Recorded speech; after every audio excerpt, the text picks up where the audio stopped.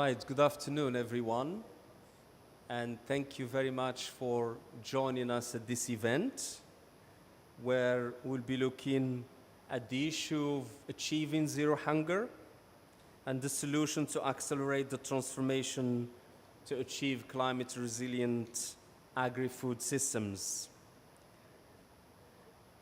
So the situation we're in really with regard to the global food security is worrying in a sense because hunger is increasing, climate change is running away from us in a sense, the biodiversity loss is also getting worse, and we're still living the aftermath of the pandemic and also the war in Ukraine.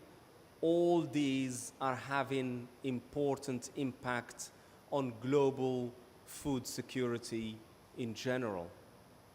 And obviously, we need to find solutions to this crisis. The solutions actually exist, and there are various practices around the world that have been tested as well. What we need to do is to deploy these solutions faster and at a bigger scale.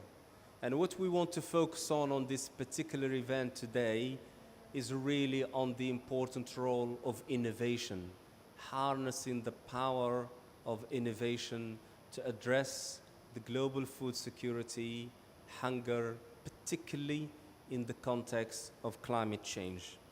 So we will have two keynote speakers, and then after that we will have a panel discussion. And what I would like to do is to get the audience to participate as well.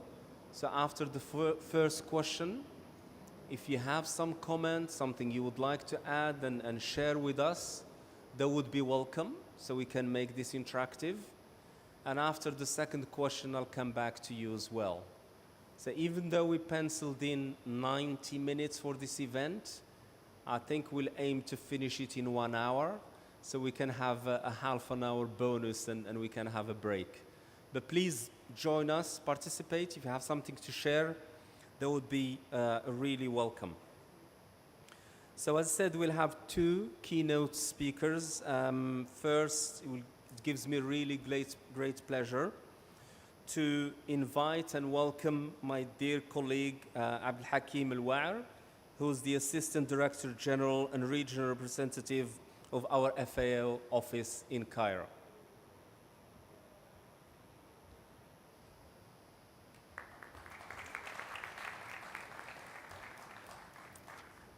Zaytouni, shukran. Good afternoon, everyone.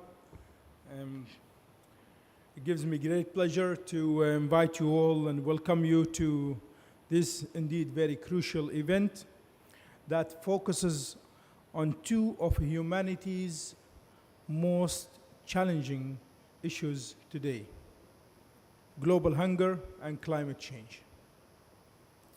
It is estimated that up to 828 million people were affected by hunger in 2021. This number has grown by about 150 million since the outbreak of COVID-19 pandemic. Unfortunately, we are not on track for SDG 2 by 2030. It's a reality now. We were in doubt before COVID, but it becomes more clear with further challenges. At the same time, our climate system is experiencing unprecedented changes and faster ones. Our agri-food systems are increasingly vulnerable to these changes, while paradoxically contributing up to 37% of the global greenhouse gas emissions, driving them. That is why a two-pronged approach to climate action is urgently needed. To address climate change impacts on agri-food systems in terms of livelihood, food security, biodiversity, and ecosystem services, but also while reducing agri-food systems' contribution to climate change.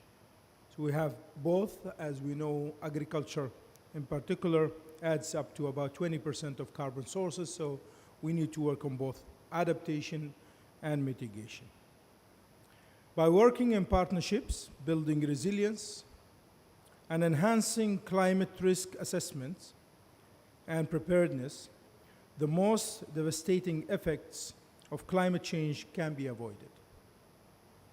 FAO advocates this partnership approach to bring about targeted programs for learning and knowledge sharing on the ground, funding for technology transfer, and open access engagement when it comes to opportunities around research and learning.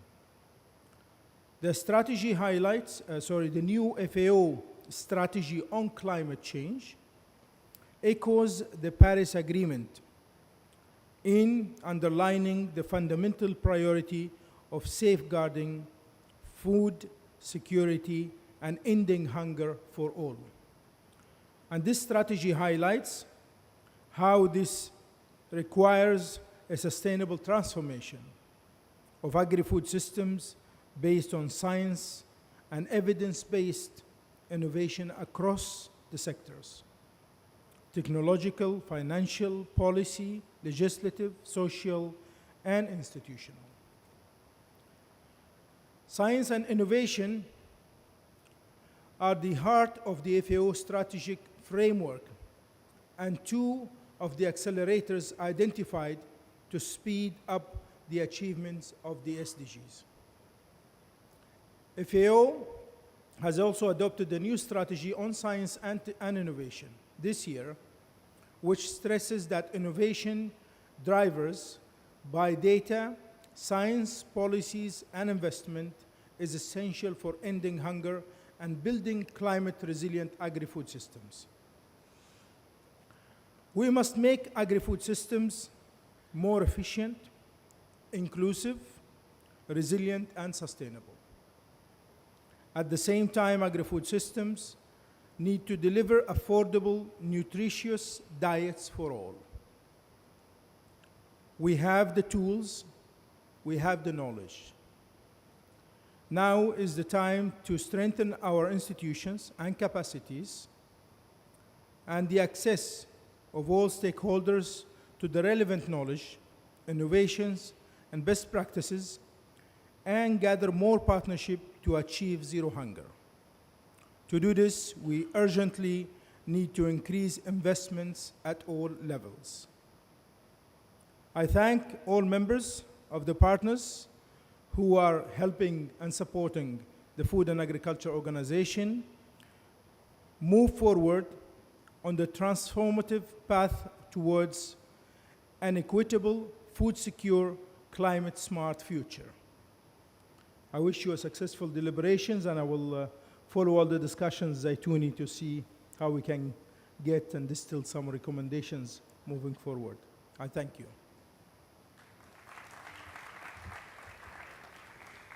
Thank you very much, Abdul Hakim, for setting the scene and for explaining the need for the agri-food systems to be fit for purpose to feed and nourish a growing population, and also for mentioning the FAO's new strategy on climate change and also the strategy on science and innovation that help address this challenge.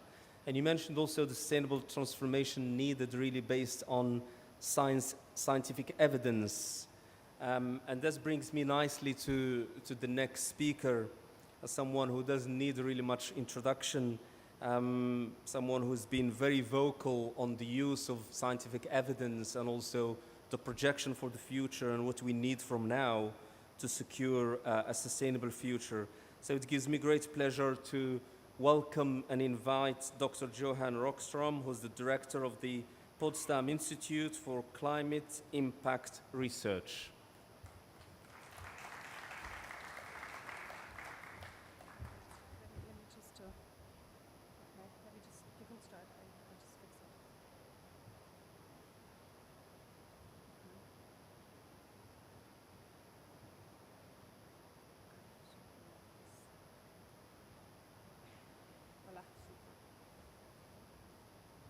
Thank you so much.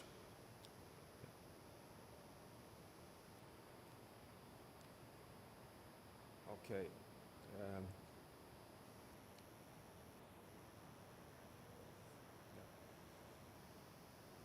So 2 days ago, we presented the 2022 version of the new Insights in Climate Science, which we do each year with the World Climate Research Program, Future Earth, the world's largest community of scientists from all disciplines, and the Earth League. And we come to the conclusion in this version that the scientific evidence now shows that we're starting to hit the ceiling of limits to adaptation because of the rising frequency and the intensity of extreme events, droughts, floods, heat waves, disease patterns, which all hit food security and particularly small-scale rain-fed farmers. This points in a direction that we're facing more and more existential, but also irreversible changes in agricultural systems across the world, leading to major basis of evidence for the loss and damage agenda, which we have on the table here at COP27. These are economic losses, direct losses of productivity, of yield reductions, of livelihood reductions. And remember, this is not only physical because the hydrological cycle changes across the threshold, it is because we see more and more evidence when a small-scale farmer in Burkina Faso has an onset of the rainy season delayed by only perhaps 2-3 weeks, he or she gets so nervous about the very, very tough investment of seed, of fertilizer, that there's a risk of a social tipping point being hit before the physical tipping point. But you also have non-economic losses of justice, of inequity, of insecurity, of all forms of sovereignty, which is at risk.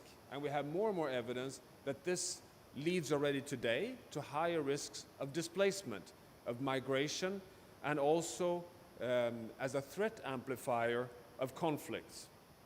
The food system is not feeding us well, and I don't have to share in this room the data.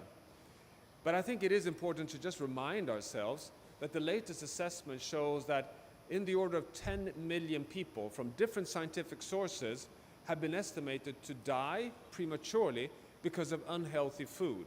So we don't only have a sustainability challenge on food, we also have an unhealthy food system in the world.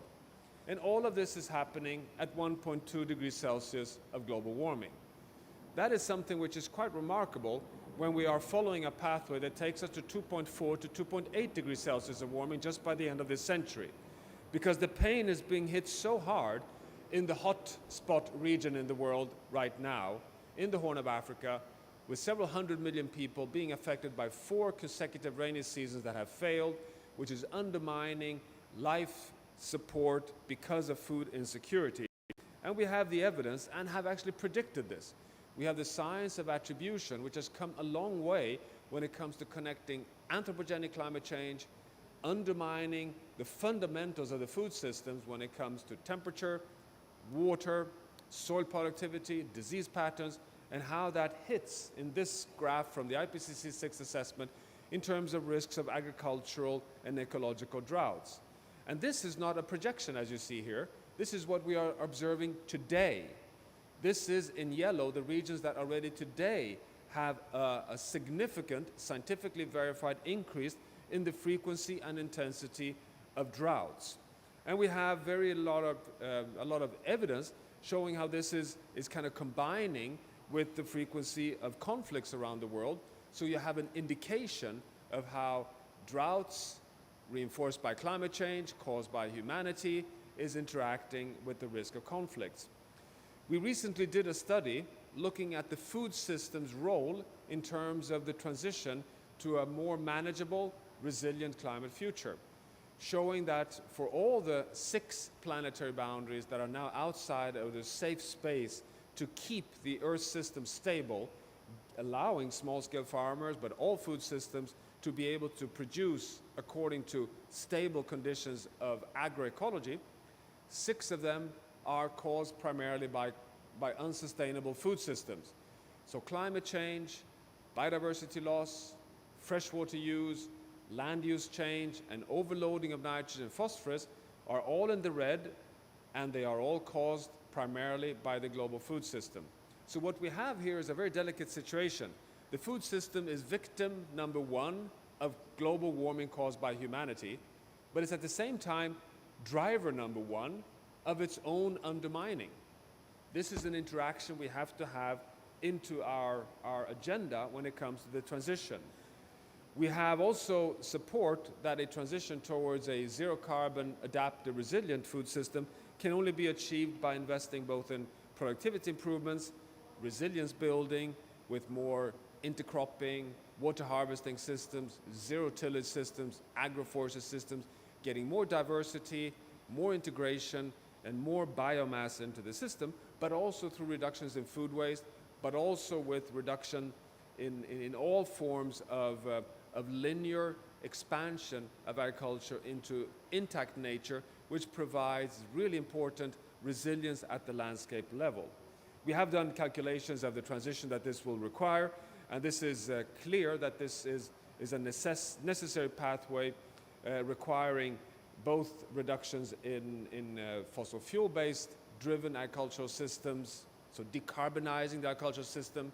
I define this as a resilient agricultural system is a zero-carbon adaptive system, which is today very far from where we want to be.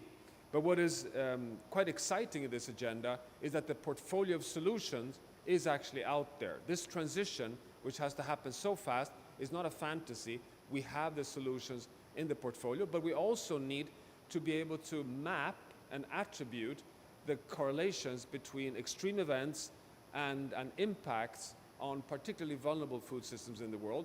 And we at the Potsdam Institute for Climate Impacts Research are collaborating with the FAO on exactly that, to not only support the building of climate resilient farming system, but also to scientifically assess the attribution and detection of links between climate extremes and undermining or impacts on food systems across the world. So we have to work on both of these to enable communities around the world to rise from the challenges faced today and invest into a better future. And this is what I think many of us are hoping will come out from the deliberations that we have here at COP, but also, of course, in a session like this one. Thank you very much.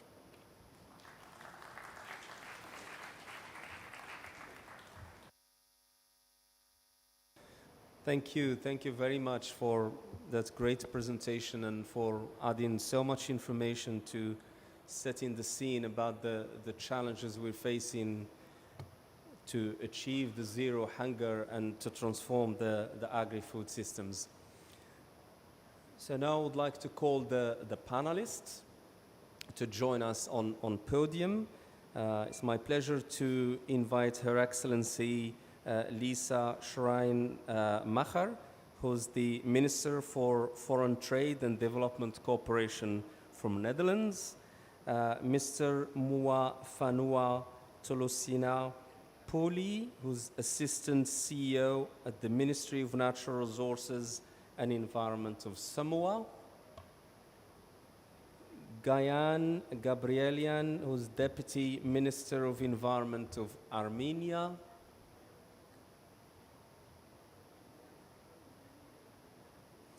and Fernando Zelden, who's the Deputy Vice Minister for Trade and International Relations of the Ministry of Agriculture of Brazil, Angelica Ponce Chambi, who's the Executive Director, Autoridad Plurinacional de la Madre Tierra, sorry about the pronunciation, and Jessica Vega, who's advisor and ex-chair of Global Indigenous Youth. Thank you for joining us.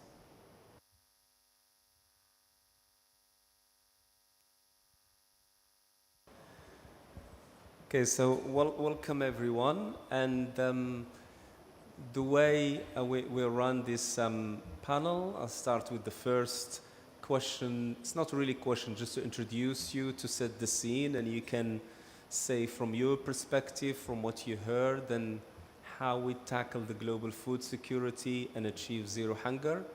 And then second question will be more specific to each one of you.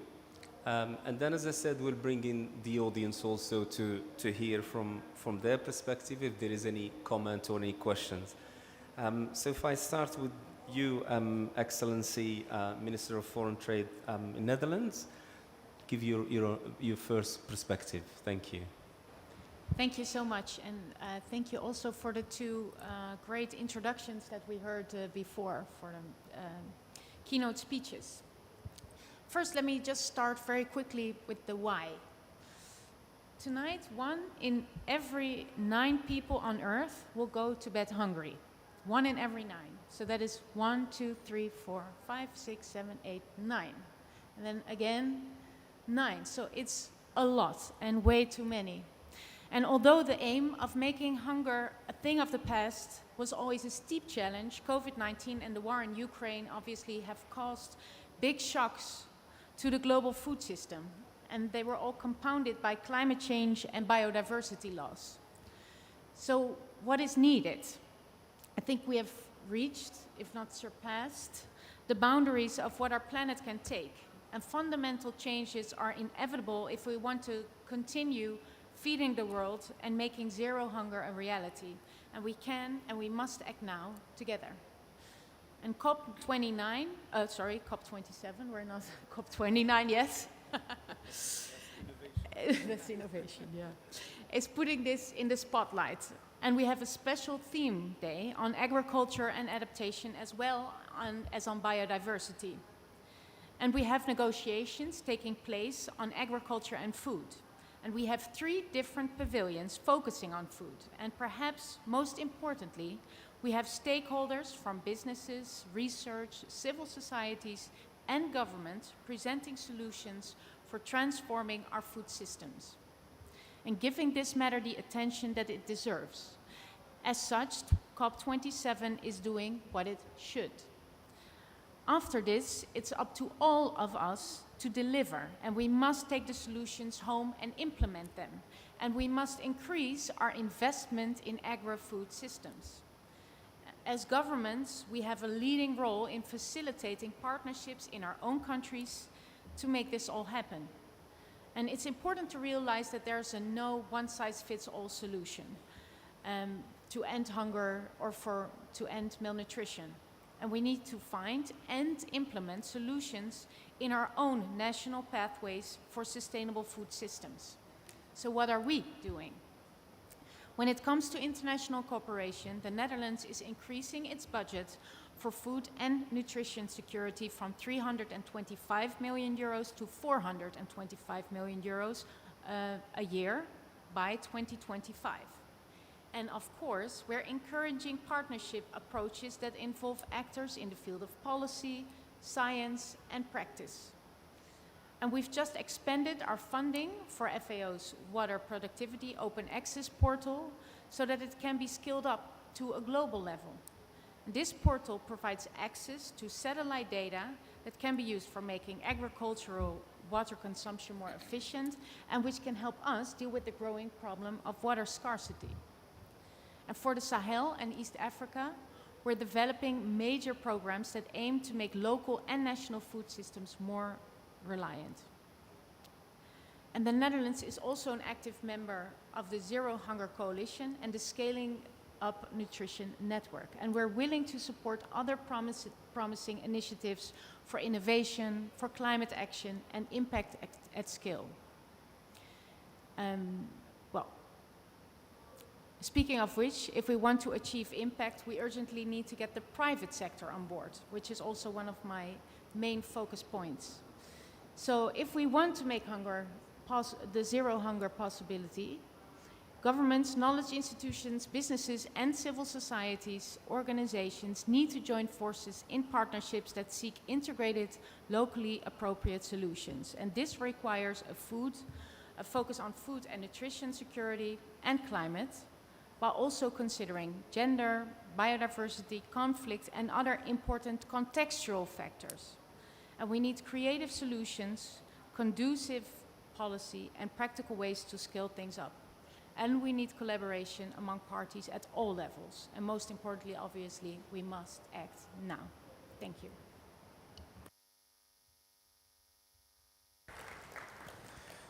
Thank you very much. Thank you for sharing with us your perspective and for also highlighting the fact that COP27 is doing what it should be doing, which is very encouraging. We're all really welcoming this big attention on food and food security in general. And as you said, next is to deliver. That's exactly what we want to see, is really more delivery on the ground.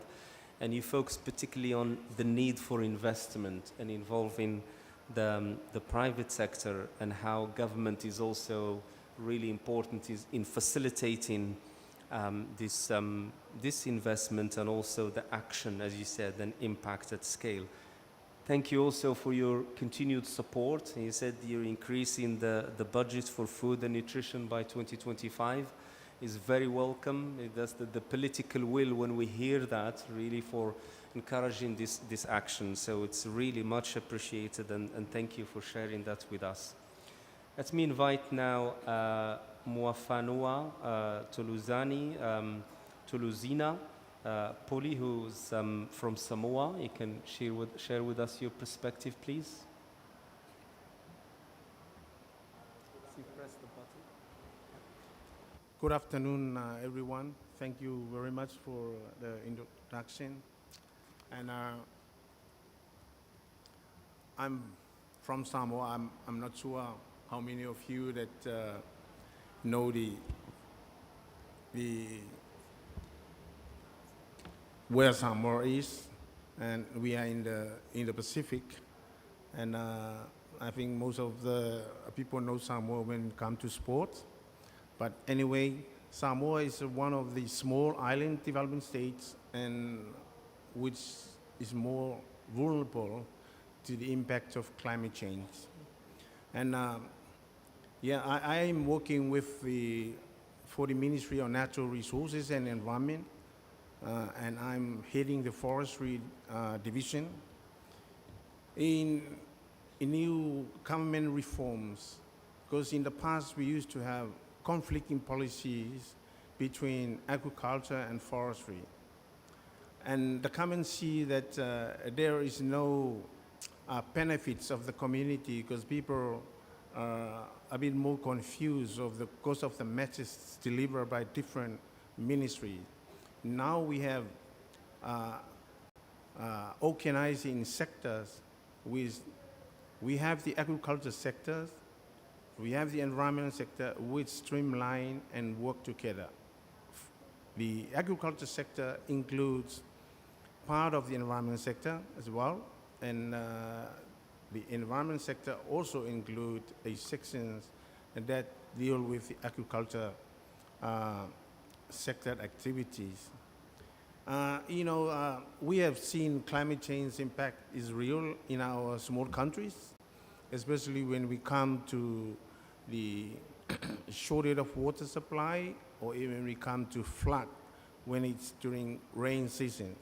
So I think this is the lessons we have learned, and we really acknowledge the partnership and the support of our countries and all the donors that have supported projects in Samoa that help to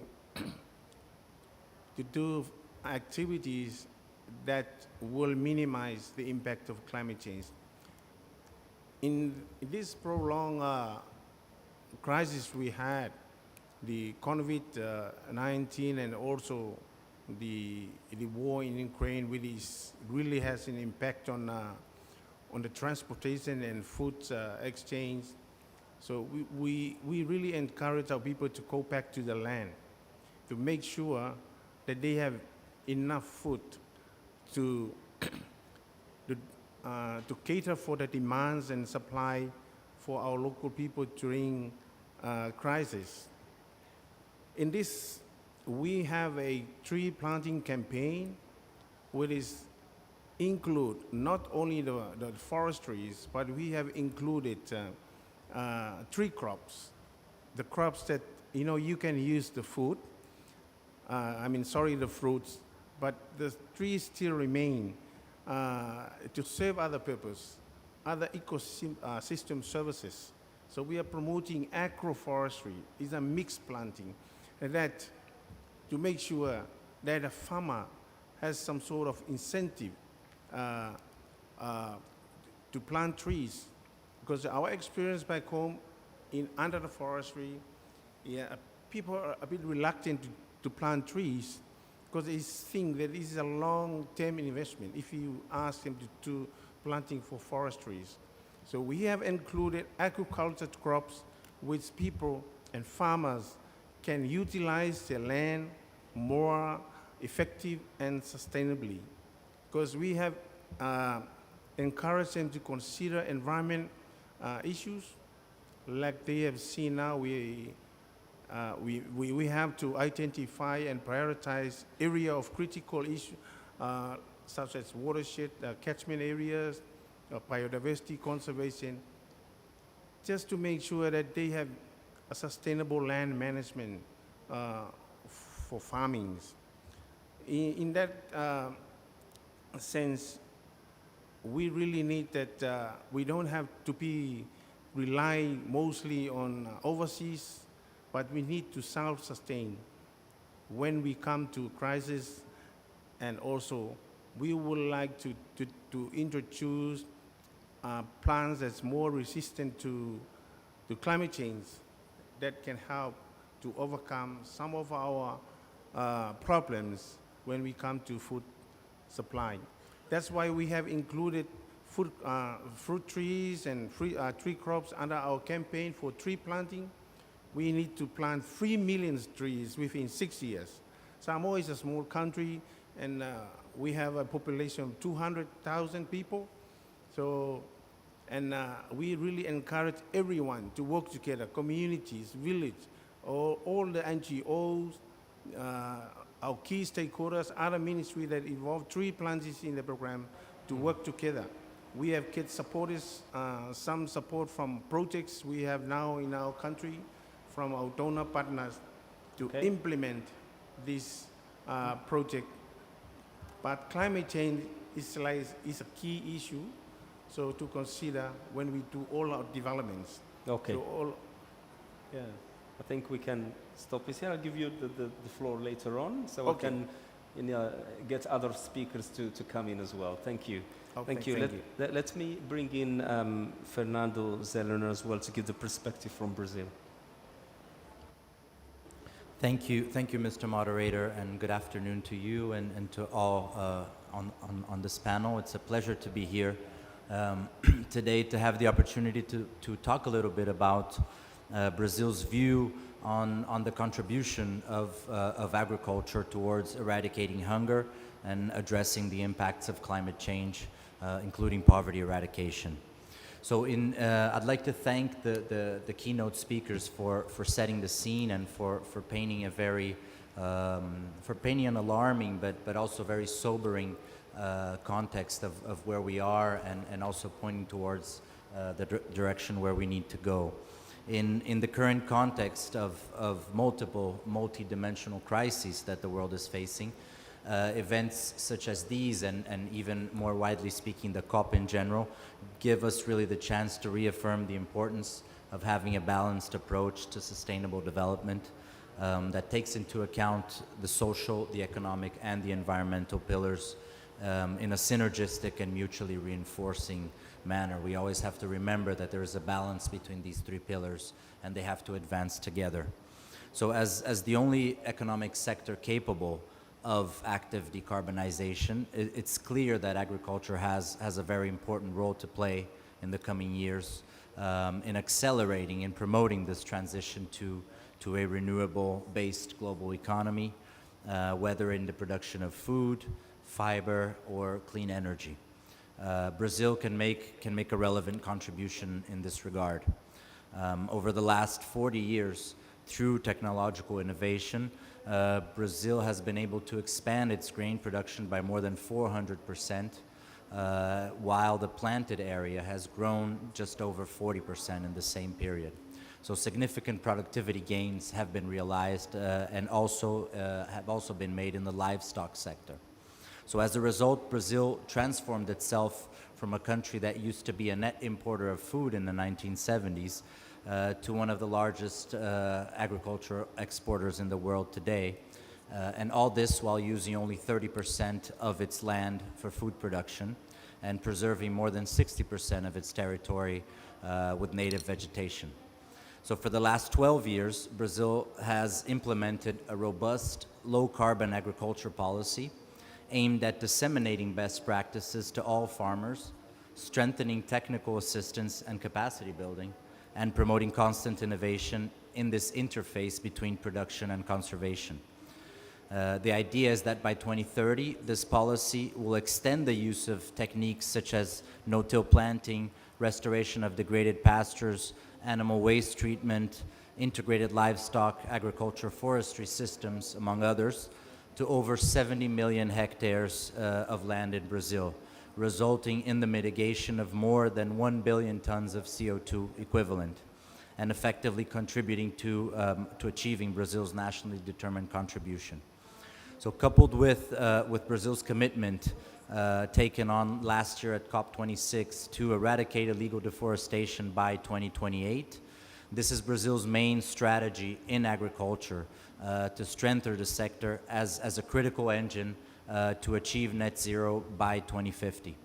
And I should also mention, in addition to agricultural policies, the importance of social policies and social safety nets, such as conditional cash transfer programs and such, to be able to really look at promote advances in a balanced manner. And let's hope, Minister, that by the time we get to COP29, indeed, we are in a better situation than today. Thank you very much. I'll stop here. Thank you. Thank you very much. Let me now invite Angelica Ponce Chambi. Bueno, primeramente, muy buenas tardes. Mi nombre es Angélica Ponce. Soy la directora ejecutiva de la Autoridad Plurinacional de la Madre Tierra, pero también ejecutiva de una organización que se llama Confederación Sindical de Mujeres Interculturales de Bolivia, y en mi caso vamos a tratar el tema de la situación de la mujer indígena, la situación de la mujer, el rol de la mujer para poder afrontar lo que es la crisis climática. Por supuesto, también viendo el tema de poder considerar, son dos temas principales que voy a anteceder a mi traductor para que me pueda ayudar con ello. Good afternoon to everyone. I am a leader, a representative of women in Bolivia in the social organization called Intercultural Women for Production. Also, I am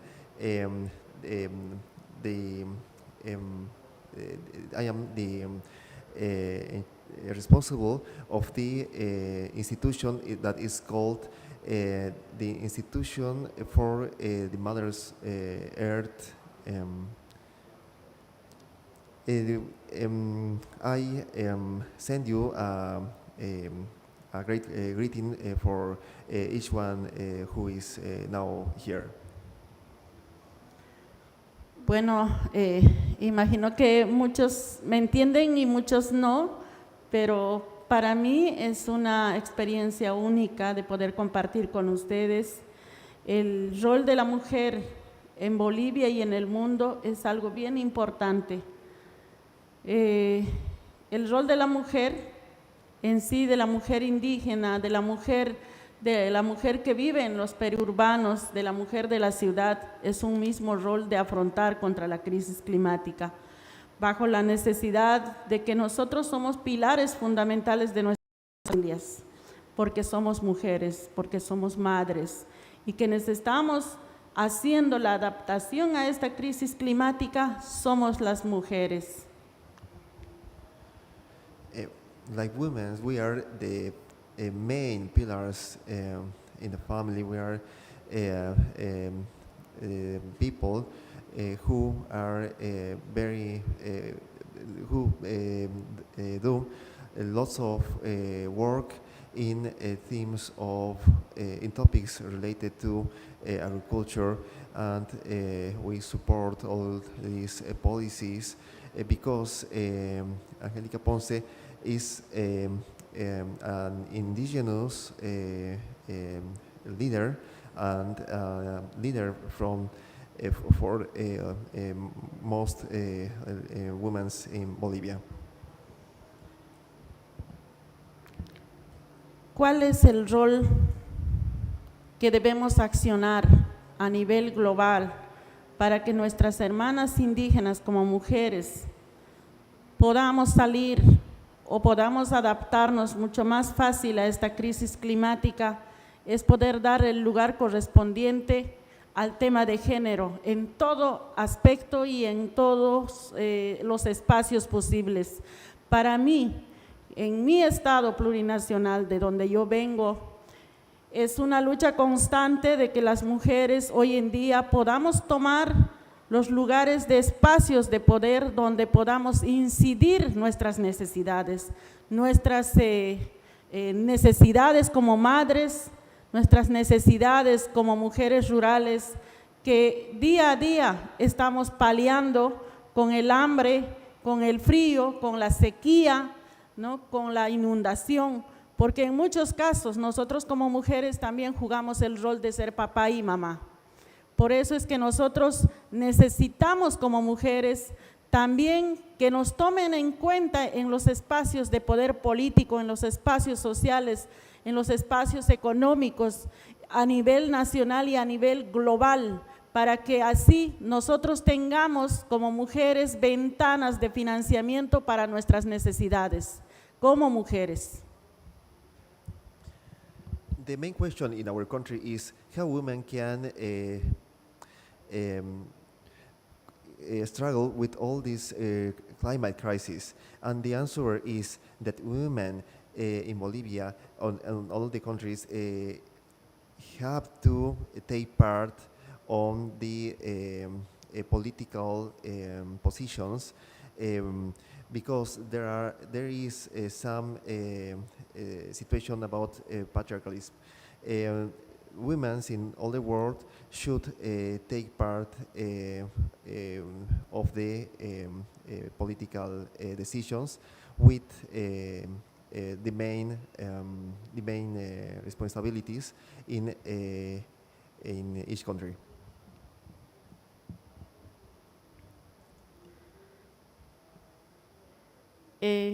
También queremos resaltar de que la mujer, los niños, los pueblos indígenas, los jóvenes, somos los más vulnerables a este cambio climático. Y es por eso que nosotros queremos que se tome en cuenta y que se enfoque a los lugares más vulnerables en tema de financiamientos, en daños y pérdidas. Nos tomen en cuenta porque nosotros como pueblos no tenemos todavía, ¿no?, los financiamientos correspondientes para poder adaptarnos y reducir nuestra pobreza. Por eso es que la propuesta más importante que puedo dar y apoyar también al secretario general de Naciones Unidas, donde llama a una asamblea de la tierra, por supuesto que las mujeres vamos a apoyar a eso, porque nosotros como mujeres también queremos hablar de tierra, porque también tenemos derecho a la tierra, porque también queremos financiamiento para poder también proyectarnos en temas de municultores, agricultores, mujeres que tenemos en nuestro estado plurinacional de Bolivia. Gracias a nuestros presidentes, nosotros los de Bolivia, las mujeres de Bolivia en sí tenemos derecho a tener tierra, tenemos derecho a poder también producir. ¿Y por qué no reclamar en los espacios globales donde pueda ser tomado en cuenta nuestras necesidades como mujeres para poder sostener nuestras familias, nuestra agricultura y por supuesto poder salir de la pobreza y tener la seguridad alimentaria? We support what the Secretariat of United Nations said about the assembly of Earth, and we want to say that there are three main groups that are the most vulnerable of all. One is the young people, indigenous people, the second, and finally the women. It's for this reason that we support that these those three groups should be included in the financing of the different aspects, for example, loss and damage, and all kinds that include this climate crisis. Okay, thank you. Thank you very much.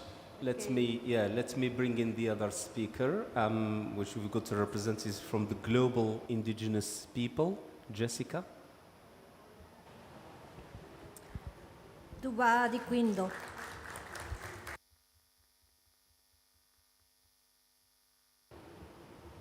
Snai.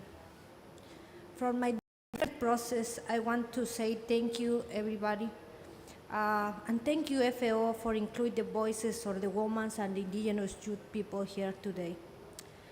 The innovation for the indigenous youth have the good qualities, because for talk to about the better nutrition, better production, better environment, and better life, these four new pillars for the FAO is also for the indigenous youth too necessary, because needed connection with the one holistic perspective. Indigenous youth try to connection with the internationally science, knowledge, and techniques. They are the part of the case for the sustainable food generations. Lead with the techniques of or the elders, indigenous youths and women are learning to follow the laws or the natural, where responsibility, servitude, and reciprocity are the ways or the review a healthy planning. We ask good examples for the innovation and how improve to use the technology, like the cell phones, like the similar things for to try to put visibility, the action in the community's levels. Also, for example, the drones, because it's not only the technology, to try to take the more advanced this technology and implementing better actions. How maps, for example, the territories and to try to protect the territories' lands with these activities to try to mapping and to try to ask the people to include the priority consensus. No recuerdo cómo se dice en inglés, pero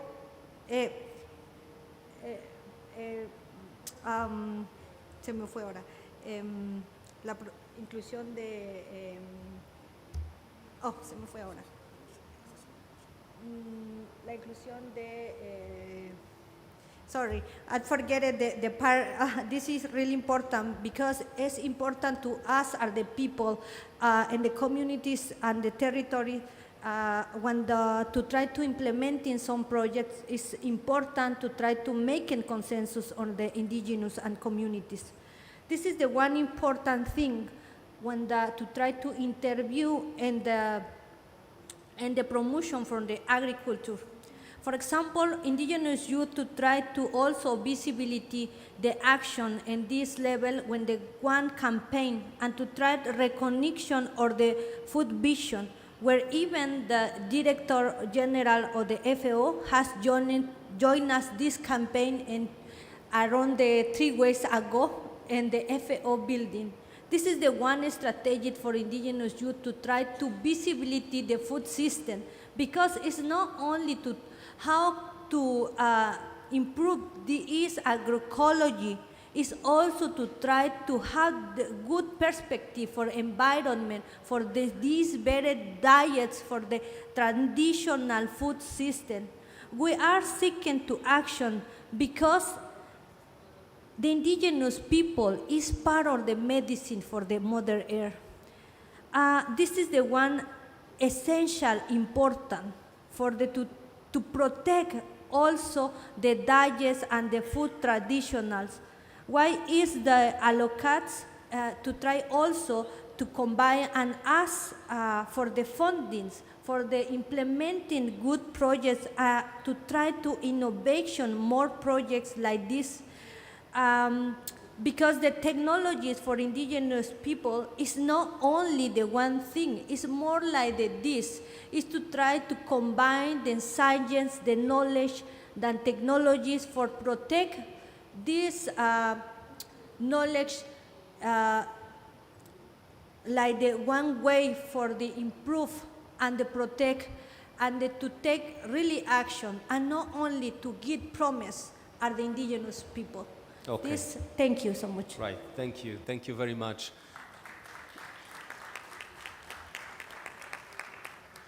So let's see if we have some comments from the audience. I won't take any questions at this stage, but anything anyone would like to add briefly, that would be welcome. Do we have a mic? If there is a mic available, I'd like to hear from one or two participants. If you want to share with us your thoughts on the innovation. So just put your hands up, just get in a mic. Gentleman at the front here.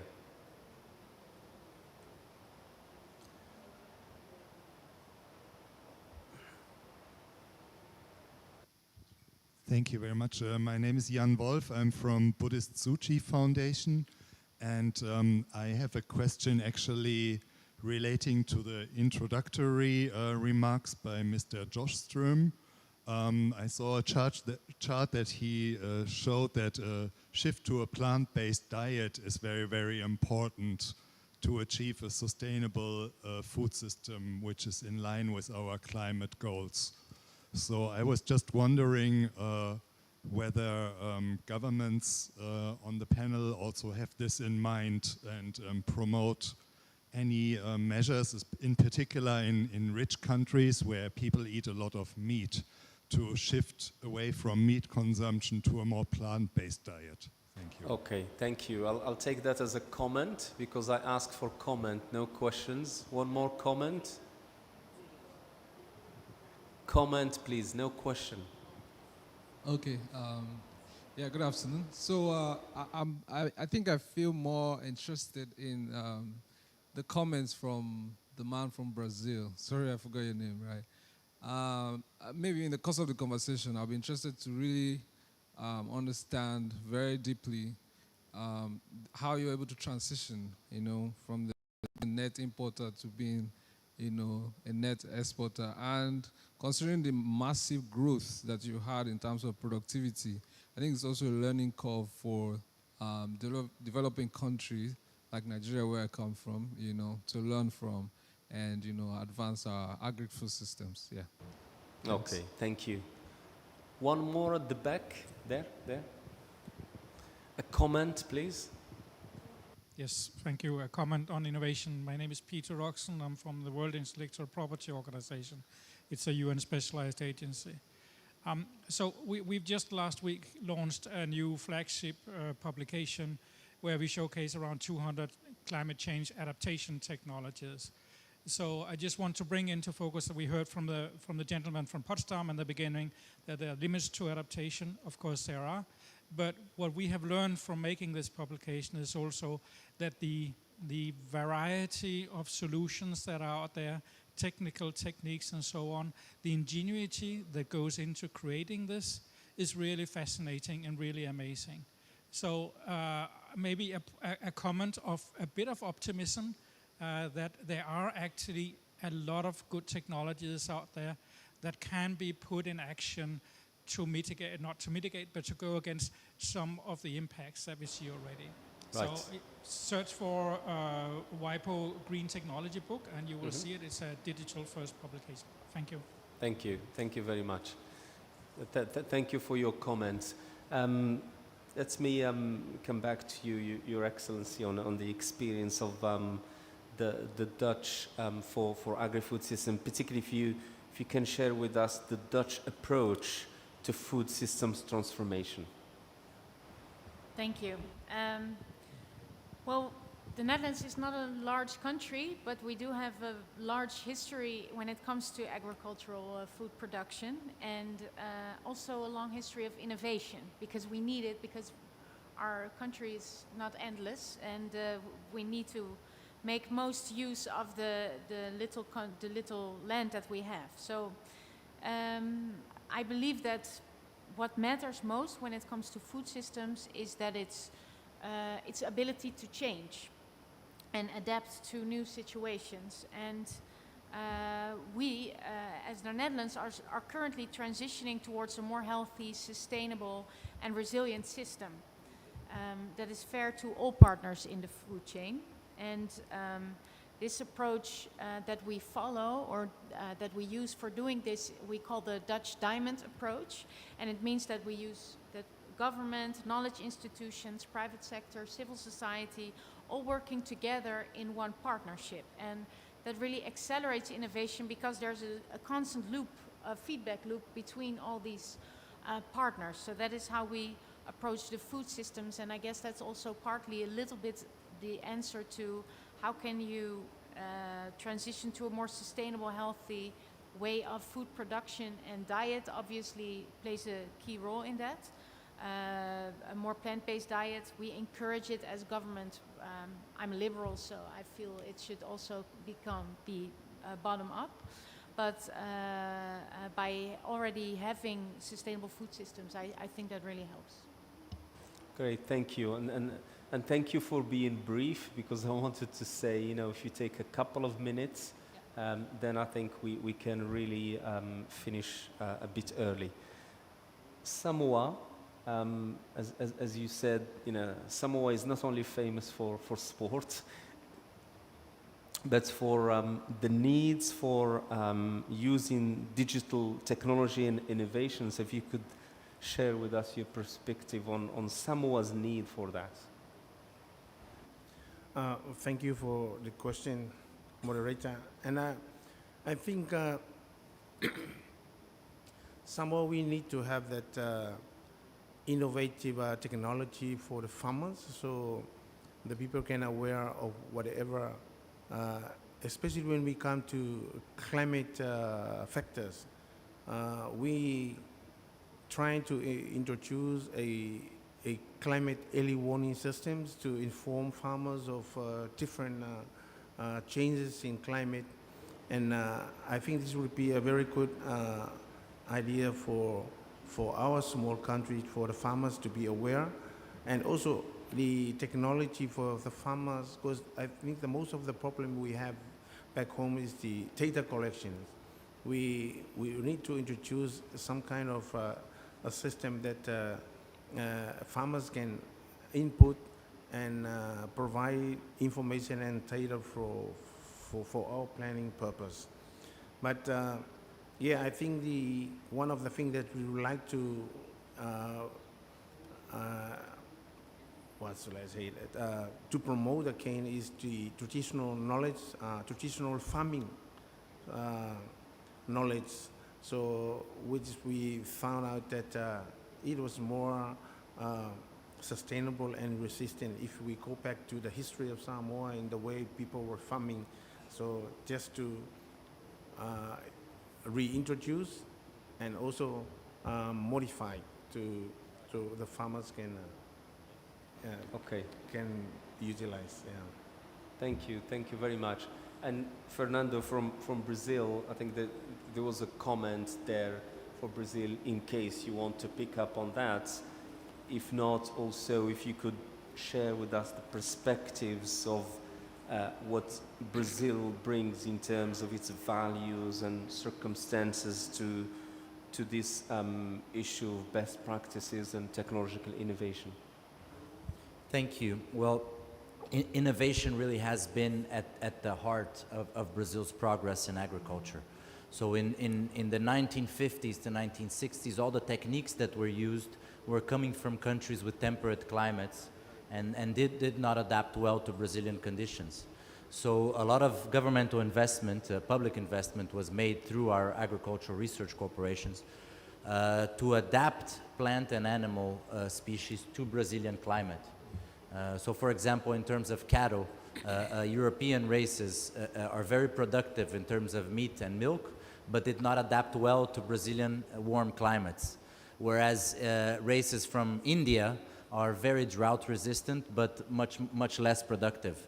And after a long work of genetic engineering and breeding, We have successfully developed mixed races in Brazil that mix the best characteristics, for example, of European and Indian races, and have achieved Brazilian races of cattle that are both productive and resistant to drought. So this is the type of innovation that brings progress forward. And this takes a long time to develop. But the good news, I think, as Dr. Rockstrom has mentioned, is that a lot of the solutions are already there. And countries like Nigeria and others can actually leapfrog these stages through international cooperation. So Brazil is very ready and willing to cooperate with countries in similar circumstances to support their agricultural development, because it is through innovation that we can find these solutions to increase productivity, reduce emissions per unit of product, preserve biodiversity and water. Thank you. Great, thank you very much. Angelica, if you could share with us the role of women, particularly indigenous women.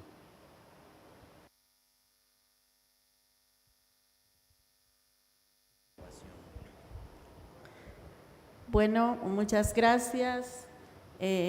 Bueno, el rol de las mujeres. En mi estado plurinacional de Bolivia, nosotras las mujeres somos las que cuidamos las semillas nativas, originarias, en diversión de semillas nativas que en realidad en este momento necesitamos cuidar, porque muchas semillas nativas han ido desapareciendo y se ha ido identificando mínima cantidad de semillas que son a nivel nacional e internacional conocidas, pero las semillas nativas de nuestros pueblos que son resistentes al cambio climático está desapareciendo. Y nosotros como Estado plurinacional de Bolivia, los sectores sociales, los municultores, estamos resguardando esas semillas que muchos no conocen. Pero ¿cómo quisiera que nosotros nos ayuden a nosotros?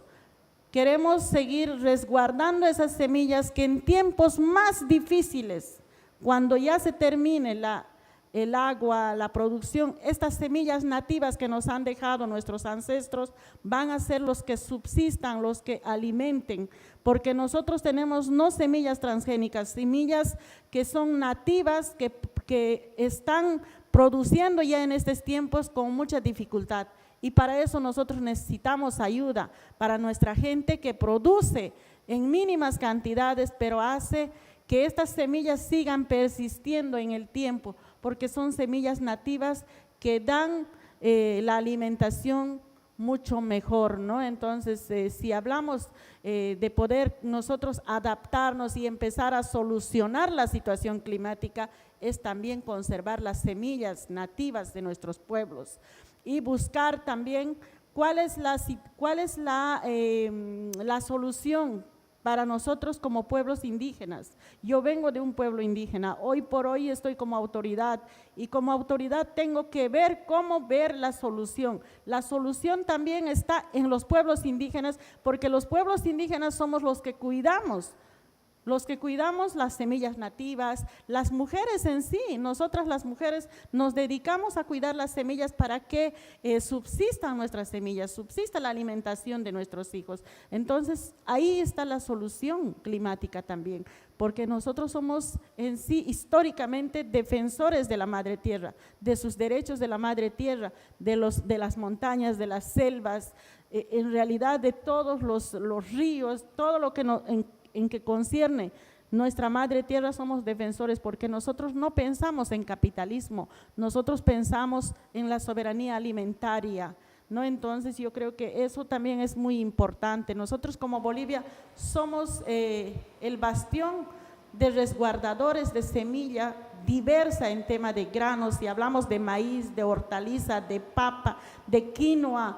Si vamos a hablar mucho más de plantas medicinales, nosotros en la pandemia hemos subsistido sin un plan de contingencia, solamente con plantas medicinales en Bolivia. Es por eso que nosotros quisiéramos que también haya una mirada a ese sector que es tan importante. Okay. Somos un país en desarrollo y es por eso que nosotros vamos a seguir resguardando nuestras semillas, nuestras plantas medicinales también. Okay, mucho gracias. Okay. She said that the main role of Bolivian women is in protecting the seeds. Bolivia is one of the countries that has a great biodiversity in the world. So the role of the women especially the indigenous women that protects is to protect the native seeds.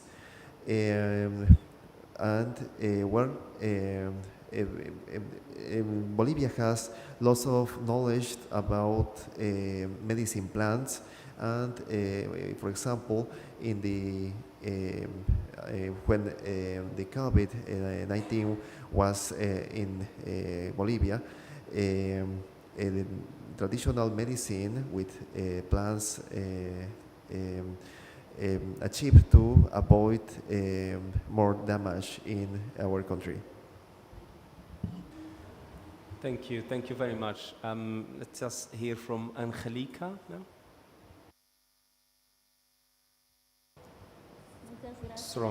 Sorry. Yes. ¿Tienes algo más que No, decir? no, that's the next bit, the youth. Thank you. Thank you. My name is Jessica. Sorry for say it. Now I think the new generation that don't have the opportunity for not a lot part of the biodiversity. This is the one thing. And also like they say my sister now, that the seals is part of the loss. And they don't know about this, is to lose part of the identity. Because when the one people lost the river or the lake, or the part of the biodiversity of the land, also no can to not about the culture or the identity more too close. This is the one thing that important for indigenous youth to try to defend in the Mother Earth, to try to protect all the things happen in your cultures. This is the one part really important. And then, like the wife said before, is that to try to implement in this campaign. The campaign to try to say and to show the visibility, not only one history, not only one technique, more than things in the different part of the 7 regions. This is the one thing to try to, this is the logo of the campaign, to show, to protect the biodiversity, the techniques, and to try to continue to support these activities. And when the coalitions, like they say now, that the NGOs, organizations, countries, and all the people to try to protect the food system and insecure these good diets for the future generation. I need to take action, and thank you, everybody. Thank you. Thank you very much. So let's see if there is one or more comments from the audience before we close. So if you can put your hand up if there are any comments. Okay, well, I don't see anyone in the audience raising their hand. So thank you, everyone. And just try to really put the last touch to this discussion. It's been very interesting to see different perspectives from different parts of the world, from different communities. I think this highlights the diversity in the agri-food systems around the world, and also the complexity, but it does reflect also the link to the local culture and the local circumstances.